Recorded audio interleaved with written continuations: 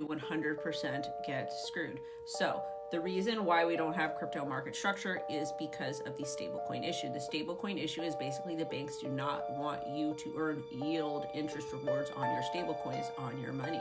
Kind of like how you put money into a savings account and they pay you less than 1%, but then they can make like up to 4% on the back end from just US treasuries. And that's not even accounting when they loan your money out to people with credit card debt, mortgages, large companies, yada, yada.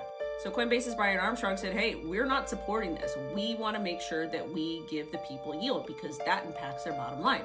White House didn't like that, and they're like, okay, well, this is Trump's bill, and we're not going to support you. Brian Armstrong said, nope, this is not true at all.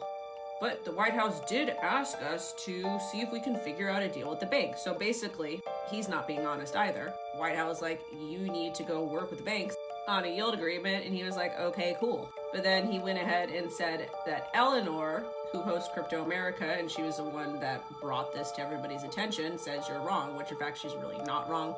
But the thing that's most problematic is this. We've been cooking up some ideas on how we can help the community banks.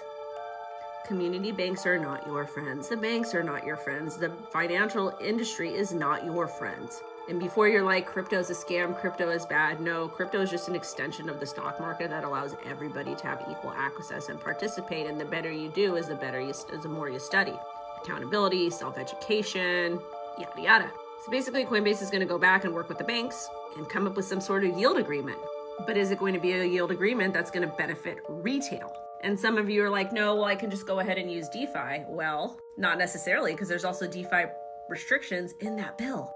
No bill is better than a bad bill. Like and drop.